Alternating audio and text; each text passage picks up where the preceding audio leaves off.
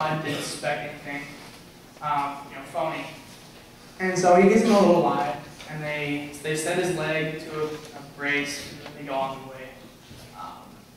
These little spots right here, Lucas Farm and Home Family House, are really insignificant. They kind of just stop there for a night to sleep, and then they go on.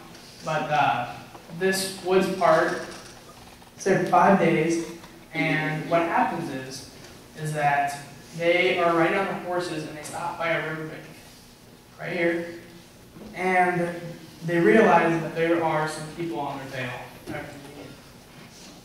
And so they end up having to kill their horses, very sad, but because they're making too much noise, and they would give their spot away, and they ended up just banking on the side of the river, and there was a little walkway up top, and at one point there were Union soldiers walking right past them. They didn't even see them, and it was pretty cold. They didn't have much protection. They didn't have much food, so they ended up having to eat the horses. But so it's pretty, Booth really got lucky a couple times that he didn't get caught. And so he ends up escaping down here to Garrett's farm, which would be where he would die. This is a picture taken, I think, in the late 1880s or 70s. This is Garrett's farm. Booth would end up dying on the porch on the left side after a while. And the significant thing about it is when he died, many of the people, the Union soldiers, didn't want to give him a proper burial. As we did with the Tom of the Pod, we threw him off to the side of the ship and he sunk to the bottom. They tried doing the same thing to him. They tried burying him in the Zebekiah Swamp, which is up here. And typically, if you guys have ever been in a pool, you know that bodies float. So he floated, and they couldn't figure out what to do, so they ended up taking him back to DC anyways, and getting him checked out to make sure this is who it was. But I'm sure many people thought that you could sink to the bottom and nowhere to find him. And why they didn't, because there are some new facts I'll tell you guys about later. But anyways, so the Union soldiers arrived on April 26th, and Booth and Harold are staying in this guy's swamp. His name is Mr. Garrett. The story goes, as Booth and Harold walk up to Garrett's door and say, we need a place to crash for tonight.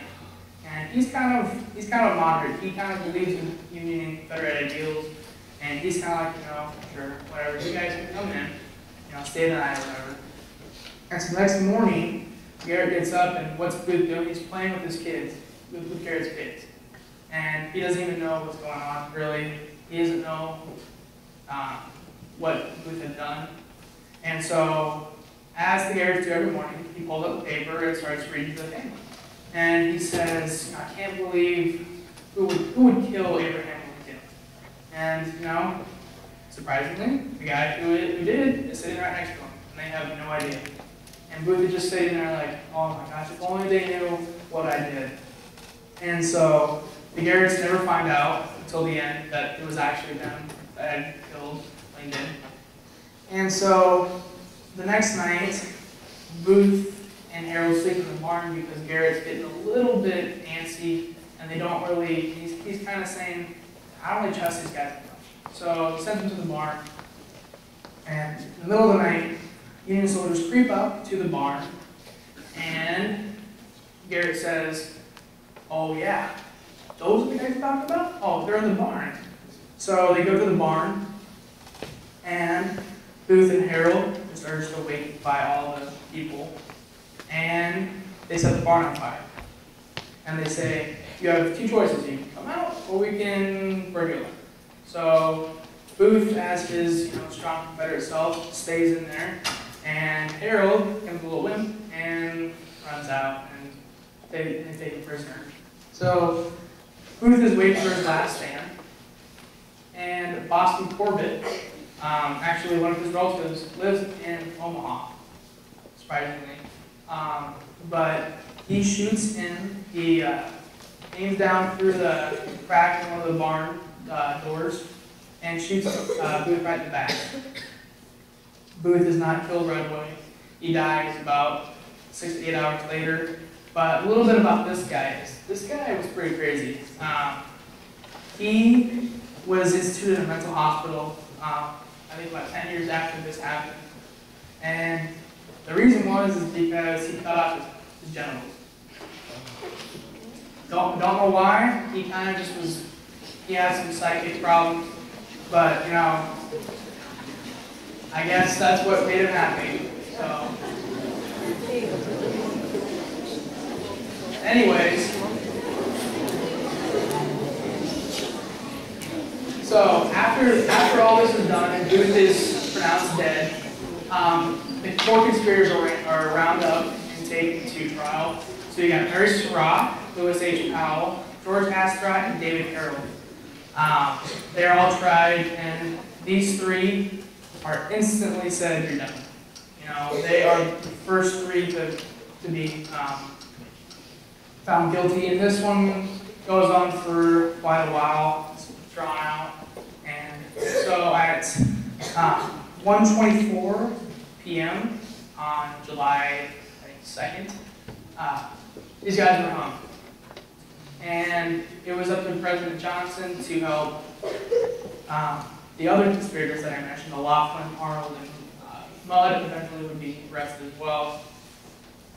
They were both pardoned, and O'Loughlin and Arnold were both pardoned, and Mudd spent, I think, 25 years in prison. So this is a pretty famous picture. You know, here's Surratt, the first woman ever hung. And interesting story about these two. Now, typically what happens when you're hung is when the floor drops, the rope snaps your neck, and you die instantly. For these guys, that did not happen right away. They ended up choking to death. So I guess the cord wasn't strong enough or it was too weak, and they ended up dangling there and suffocating.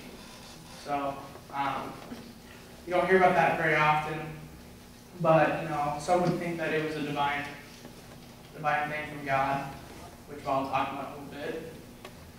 So after all is said and done, many people came up with a lot of conspiracy theories. There's some really funny ones, and some that you just wouldn't think would happen. There's the major one was that Booth actually escaped down to Oklahoma and Texas, but that one was disproved last year when they did some DNA evidence, I think with his dental records, to a relative now, and they proved that he actually did die in Garrett's Farm, not in Texas or Oklahoma. Some other conspiracy theories are that the Pope sent him a letter that told him, you know, go kill him. That was obviously pretty funny. And there's some other ones, some really drawn out ones in my book that you guys can read if you buy one. But the conspiracies also include Edwin Stanton, who is the Secretary of War, that he actually planned to do it. Like I said, if you buy the book, you'll read the conspiracy part of it, and there's a lot more that's in there. So with that, I'm going to show you guys the clip from the conspirators so you guys can now visualize what the actual assassination